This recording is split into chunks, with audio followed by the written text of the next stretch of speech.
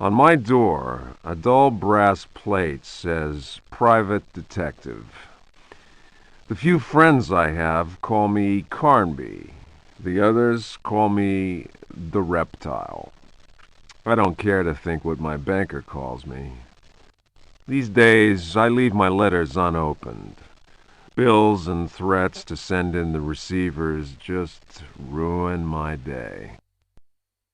When an antique dealer called Gloria Allen contacted me, I slipped into my best shirt, holstered my .38, and got to her shop as fast as I could.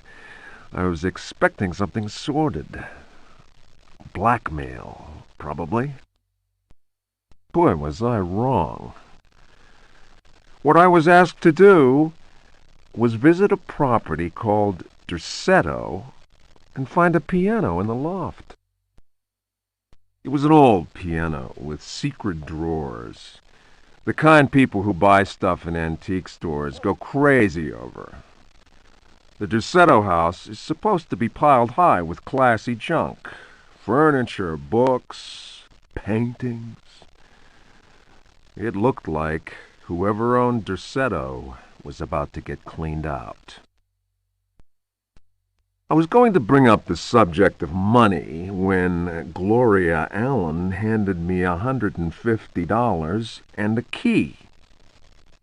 I kept myself from grinning at the thought of my banker's surprise. He doesn't like his victims getting away. I looked over a copy of the police report.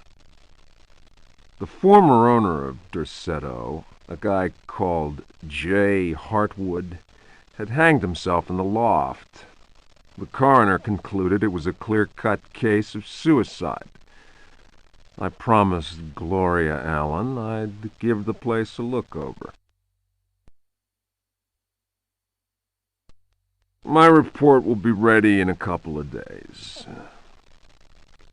I've been reading up on the history of the old house. It's the kind of place ghosts run away from in terror.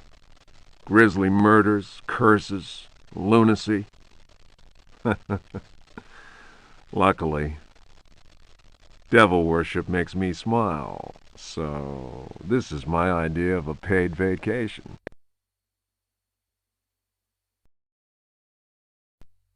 The attorney's letter came as a deep shock to me. My Uncle Jeremy had died by his own hand. The coroner's report was unequivocal.